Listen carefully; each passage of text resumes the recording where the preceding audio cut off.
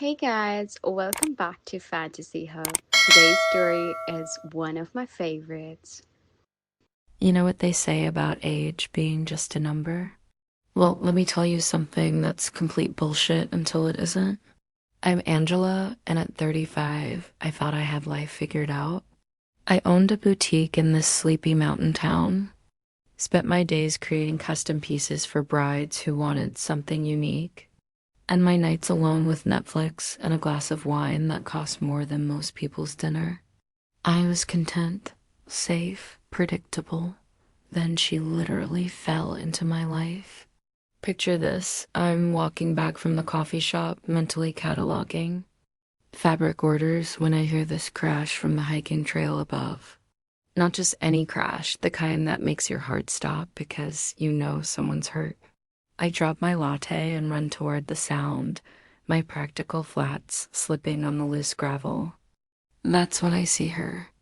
She's sprawled at the bottom of a rocky slope, all wild auburn curls and tanned limbs, wearing these tiny shorts and a sports bra that left absolutely nothing to the imagination.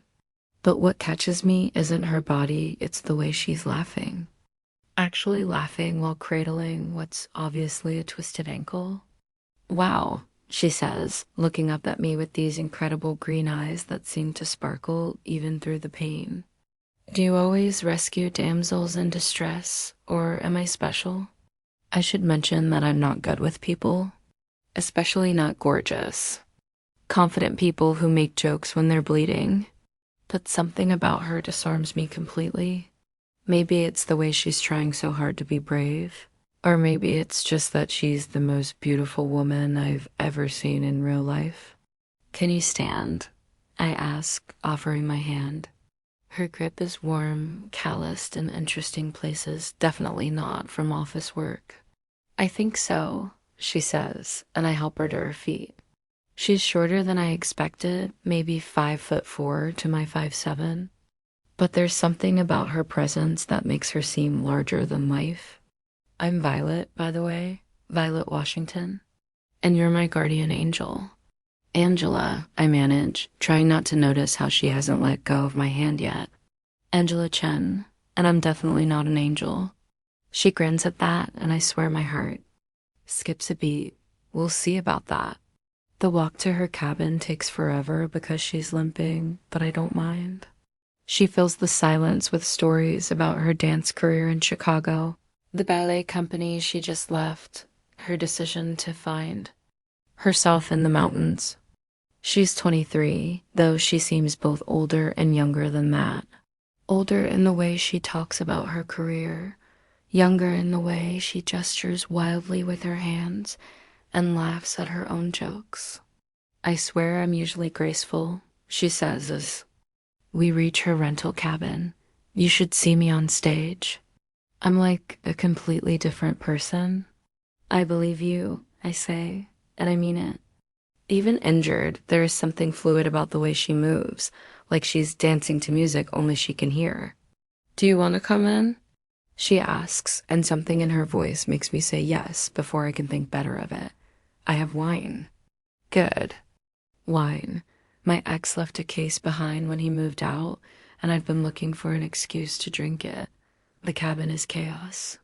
Clothes everywhere, sheet music scattered across the coffee table, point shoes hanging from doorknobs like bizarre decorations.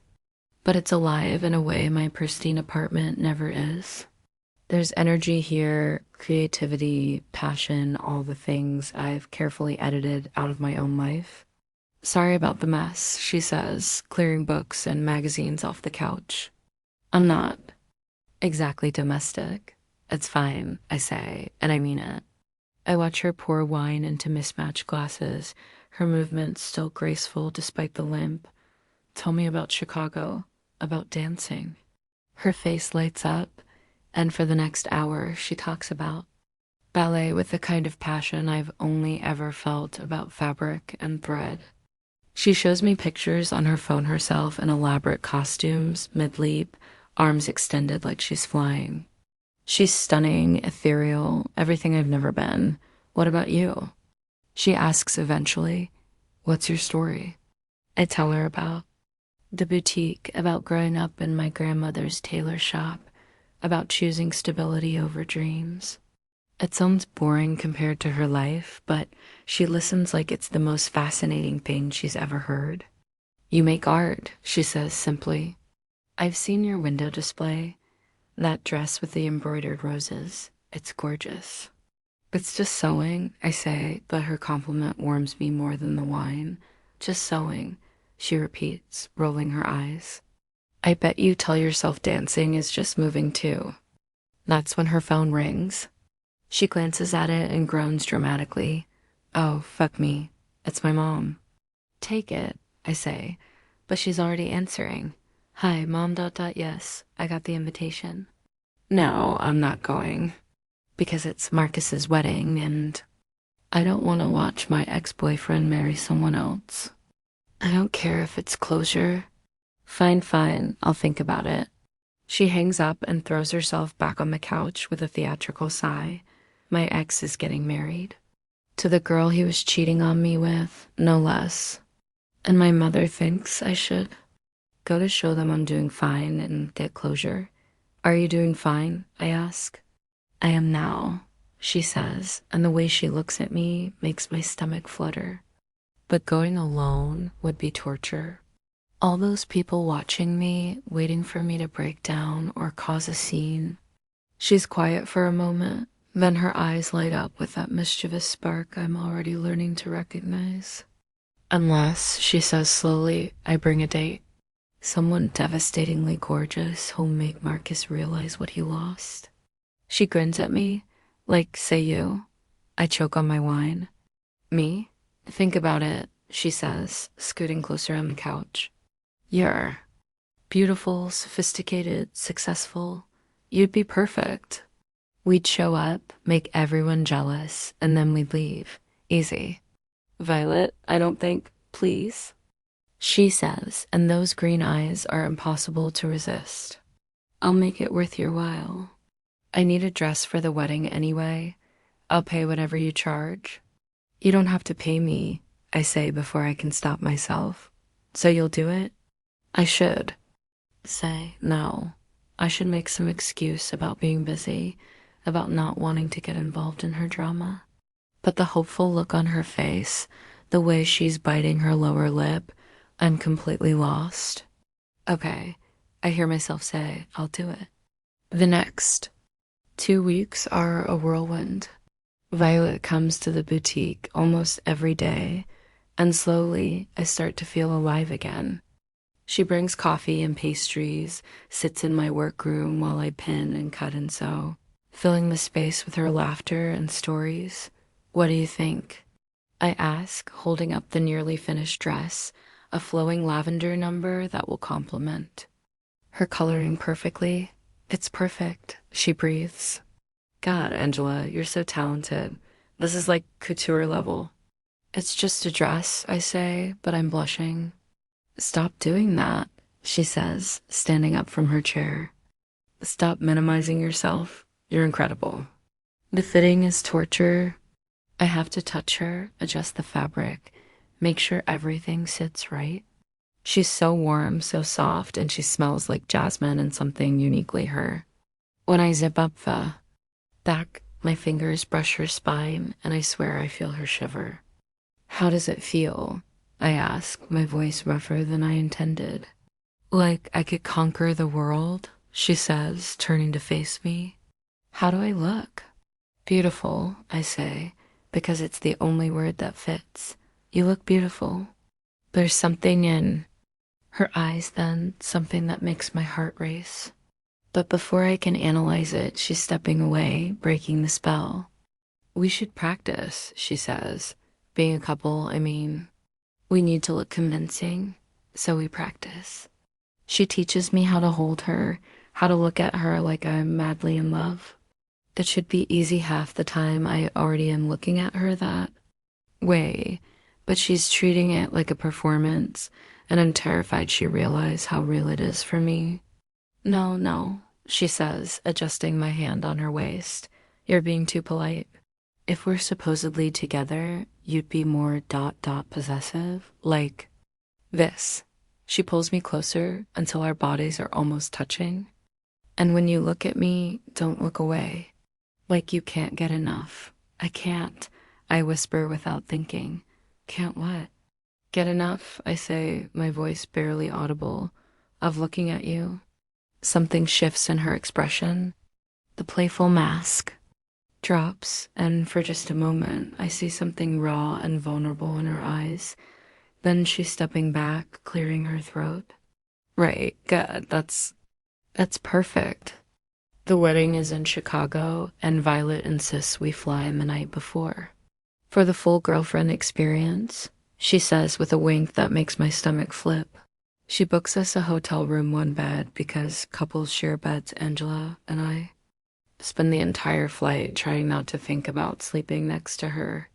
The hotel is fancy, downtown Chicago with a view of the lake.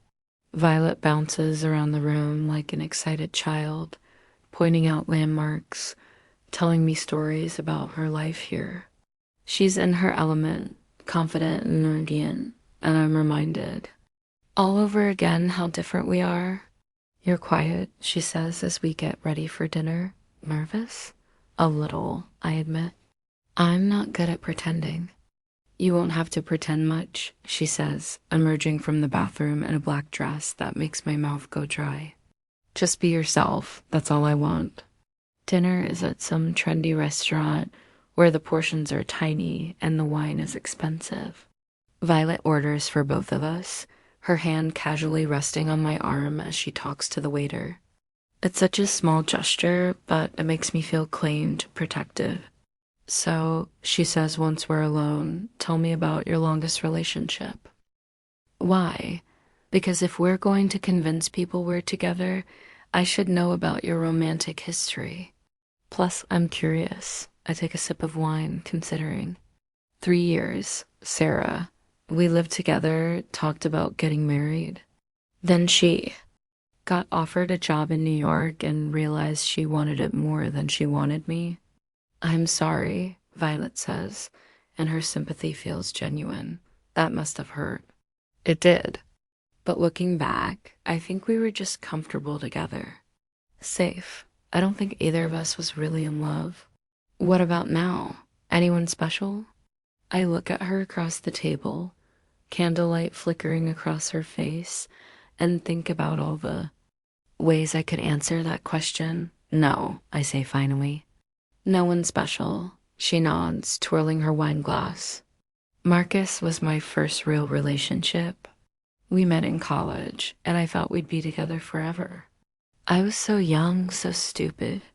I gave up opportunities for him, turned down jobs, arranged my whole life around his schedule. What happened? He met someone else. Someone who wasn't gone all the time, who didn't have unrealistic dreams about dance. Someone normal. She laughs bitterly. The funny thing is, I was going to quit anyway. I was tired of being broke, tired of the rejection, tired of my body breaking down. Maybe if I'd told him that, things would have been different. Do you regret it? Not telling him? No, she says firmly. I regret staying as long as I did. I regret making myself smaller for someone who couldn't see my worth. She reaches across the table and takes my hand. But I don't regret being here with you. Back at the hotel, we go through the motions of getting ready for bed. I change in the bathroom, emerging in conservative pajamas to find Violet already. Under the covers in what appears to be just a t-shirt and underwear. I don't bite, she says, patting the bed beside her. Come on, we both need sleep. I slip under the covers, hyper aware of every place our bodies might accidentally touch. She's so warm, so close, and she smells like that jasmine perfume that's been driving me crazy for weeks. Angela? She whispers in the darkness. Yeah, thank you for doing this. I know it's not exactly your thing. It's fine, I say, though my heart is pounding so hard I'm sure she can hear it. No, it's not fine. It's amazing. You're amazing. I turn to face her, and in the dim light from the window, I can see her looking at me with an expression I can't quite read. Violet ... yeah? Are you sure about tomorrow? About seeing him again? She's quiet for so long, I think she's fallen asleep. Then she shifts closer and I can feel her breath on my face. I'm sure, she says, especially with you. There, the wedding is everything I expected, elegant, expensive, and completely over the top. The bride is beautiful in a generic way, all blonde hair and white dress. The kind of woman who fits perfectly into this world of country clubs and trust funds. Violet looks stunning in her lavender dress, her hair swept up in an elegant chignon that showcases her long neck. She's nervous, I can tell, but she hides it well as we walk into the church hand in hand. There he is, she whispers, nodding toward the altar where a handsome man in a tuxedo is waiting. Marcus. He's exactly what I expected, tall, dark-haired, conventionally attractive. The kind of man who's never had to work for anything, who's probably never appreciated what he had with Violet. You okay? I ask, squeezing her hand. Perfect, she says, and her smile is radiant. Let's give them a show. And we do. I keep my arm around her waist, brush her hair away from her face, whisper things in her ear that make her laugh. It's not hard to look besotted. I am besotted. The hard part is remembering it's all pretend. During the ceremony, I watch Marcus watch Violet. His eyes keep drifting to her, and I can see the regret there, the realization of what he's lost. Good. Let him suffer. The reception is at some fancy hotel ballroom, all crystal chandeliers and white roses. Violet knows everyone, introduces me as her girlfriend with such casual confidence that I almost believe it myself. So you're the one who stole our violets. Heart, says an older woman with kind eyes. I'm Marcus's mother, Eleanor. Violet was like a daughter to me. Was, Violet says pointedly, past tense. Oh, honey, Eleanor says, clearly flustered. I didn't mean it's fine, I interrupt, pulling Violet closer. I'm just happy I found her when I did. The lie comes so easily that it scares me.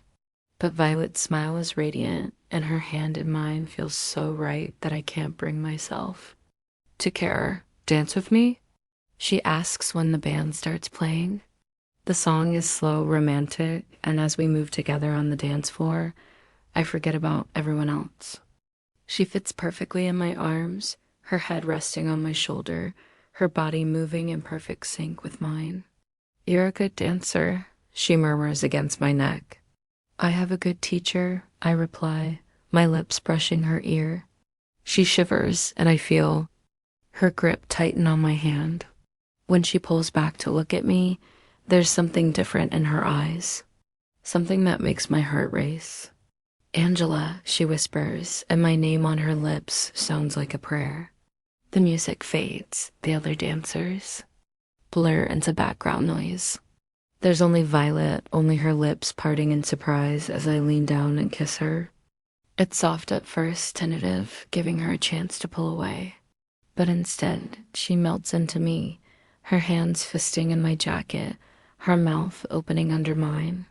She tastes like champagne and strawberries, and I could kiss her forever. When we finally break apart, we're both breathing hard. The world has shifted on its axis, and I can see in her eyes that she feels it too. That wasn't for them, I say, my voice rough. No, she agrees, her thumb tracing my lower lip. It wasn't. We barely make it back to the hotel room before. We're on each other, years of careful distance exploding into desperate need. She pushes me against the door the moment it closes, her mouth hot and demanding against mine. I've wanted this for weeks, she pants between kisses. Have you wanted this? Yes, I gasp as her hands work at the buttons of my dress. God, yes. She's everything I imagined and more soft skin, gentle hands. The way she says my name like it's the most beautiful word in the world. When she arches beneath me, her back curved like a bow, I think I might die from the beauty of it. You're so beautiful, I whisper against her throat. So perfect. Not perfect, she breathes. Just yours. Yours. The word sends electricity through me, and I kiss her harder, trying to show her everything I can't say out loud, that I'm falling for her, that the 12 years between us don't matter, that I want this to be real. Later, we lie tangled in the sheets, her head on my chest, my fingers combing through her hair. The room is quiet except for our breathing, and I can feel her heartbeat against my ribs. Angela? She whispers. This changes things, doesn't it? I press a kiss to the top of her head. Do you want it to? I think so. Do you? Yes, I say, because I can't lie to her. Not now. I want it to change everything. She tilts her head up to look at me, and her smile is soft, vulnerable. Good, because I think I'm falling for you. Think, I tease, and she laughs. Okay, I know I'm falling for you. Hard. Good, I say, echoing her words, because I think I'm already there. We have 2 perfect weeks. Violet extends her stay, and we spend every moment together. She helps me at the boutique, brings me lunch, kisses me goodbye in the morning and hello at night. It's domestic and beautiful and everything I never knew I wanted. But then the phone. Call comes. I'm pretending to be asleep when she answers, but her sharp intake of breath makes me open my eyes. She's sitting up in bed, her free hand clutching the sheets. Are you serious? She whispers. ABT, the American Ballet Theater. My heart sinks. ABT is the holy grail of ballet companies, the dream every dancer chases, and they want her. Yes, she's saying. Yes, I can be there Monday. Thank you. Thank you so much. She hangs up and turns to me, her eyes bright with tears. Angela, they want me. A BT wants me. There's an opening in the chorus and they want me to audition. That's amazing, I say, and I mean it. Even as my heart is breaking, I'm happy for her. Congratulations. Come with me, she says suddenly, grabbing my hands. To New York, we could make it work. You could open a boutique there, I could dance. Violet, I interrupt gently. This is your dream. You can't turn it down. I'm not turning it down. I'm asking you to come with me. I look at her beautiful, hopeful face, and I want to say yes more than anything in the world. But I'm 35 years old, and I've seen what happens when you build your life around someone else's dreams. I can't, I whisper. My business, my life, it's all here. So is mine, she says, her voice breaking. My life is here now, with you. No, I say firmly. Your life is dancing. It always has been. And I won't be the reason you give that up. We fight for hours, her packing, while I try to make her understand. I watch her fold the lavender dress carefully in tissue paper. And I know she's thinking about the wedding, about when everything changed. I can't be your maybe, I tell her finally. And you can't be mine. You have to go. She stops packing and looks at me with tears in her eyes. So that's it? We just end? We don't end, I say, my own tears falling now. We just pause. Until we figure out how to make this work. And what if we can't? I don't answer because I don't know. All I know is that I love her too much to hold her back, and I love myself too much to follow her blindly. She leaves the next morning, and the silence in the boutique is deafening. I throw myself into work, taking on more projects than I can handle, staying late every night until I'm too exhausted to think about her. But I do think about her every day. I see her in every bolt of fabric, every sketch, every love song on the radio. I wonder if she made it into a BT, if she's happy, if she thinks about me at all.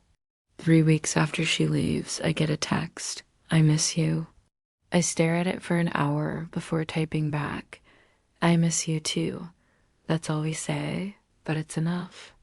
It's a bridge between us, a promise that this isn't over. 2 more weeks pass. I'm in the workroom, hand stitching a wedding dress, when I hear the bell above the door chime. I look up to see a figure silhouetted in the afternoon light, and my heart stops. It's Violet. She's holding a manila folder and a fur-lace sign, and she looks nervous, hopeful, terrified. Her hair is shorter, more sophisticated, and she's wearing a simple black dress that makes her look older, more mature. I found a place, she says without preamble. In New York, a storefront in Soho. It's big enough for a dance studio and a boutique. She holds up the folder. I brought the lease agreement. I set down my needle with shaking hands. Violet dot dot. I got into a BT, she says quickly. I made it into the cores. They want me to start in the fall season. She takes a step closer, but I want you there with me. I want us to build something together. I can't ask you to, you're not asking. She interrupts. I'm offering. I'm choosing. You and me together, a real partnership. I look at her, really look at her, and I see something new in her eyes. Not the desperate hope of a girl trying to hold on to something, but the quiet confidence of a woman who knows what she wants. What about your career, your dreams? You are my dream, she says simply. The dancing, the company, that's work. Important work, work I love, but still work. You're my life. I want to say yes so badly I can taste it. But I need to be sure. Violet, you're 23. You don't know what you want yet. I know I want you, she says, and there's still in her voice now. I know I want to wake up next to you every morning. I know I want to build something with. You create something beautiful together. She reaches into her pocket and pulls out something small and silver. I know I want to marry you. It's a ring made from a vintage thimble, delicate and perfect, and so completely us that I start to cry. I had it made, she says, her voice soft now, from one of my grandmother's thimbles. She was a seamstress too back in the day. She would have loved you. Violet, I whisper, and I don't know if I'm saying yes or no, or please don't do this to me. I know what you're thinking, she says, moving closer. 12 years is a lot. I'm young, I'm impulsive, I don't know what I want. But I know I want you, not as a backup plan, not as a comfortable choice, but as my partner, my equal, my forever. The age difference is just a number, she says firmly. My parents have a 15-year gap. My grandparents had 20. Love doesn't care about age-only courage. And God, Angela, I want to be brave with you. She's standing right in front of me now, close enough that I can see the flecks of gold in her green eyes, close enough that I can smell her jasmine perfume. Marry me, she says, and it's not a question. It's a declaration, a promise, a leap, a faith. Come to New York with me. Let's build something amazing. I look at the ring, at her face, at the future she's offering me. It's terrifying and beautiful and everything I never knew I wanted. Yes, I whisper, and then louder, yes. She crashes into me then, laughing and crying and kissing me all at once. The ring slides onto my finger perfectly, and I think about how sometimes the most beautiful things are made from the most unexpected materials. I love you, she says against my lips. I love you so much. I love you too, I reply, and it's the truest thing I've ever said. 6 months later, we're standing in our new space in Soho, surrounded by boxes and dreams and endless possibilities. The sign above the door reads V and A, dancewear and design, and I can't stop smiling. What do you think? Violet asks, spinning.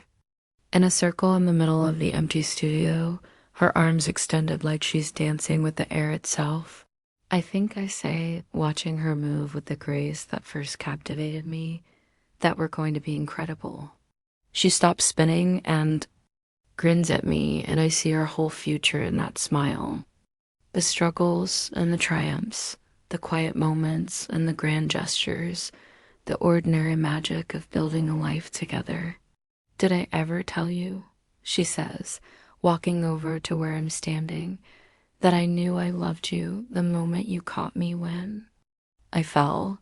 You didn't catch me, I point out. I rescued you. No, she says, wrapping her arms around my neck. You caught me, and you never let me go. I kiss her then, surrounded by the dreams we're building together, and I think about how sometimes the most beautiful love stories begin with someone falling. And sometimes, if you're very lucky, someone is there to catch you. People call us reckless. A seamstress and a star, 12 years apart, building a life together in the city that never sleeps. But love doesn't care about what people think only, about what's true. And the truth is, we're not reckless. We're brave. We're brave enough to love across difference, brave enough to build something new, brave enough to catch each other when we fall. And that's the most beautiful thing of all.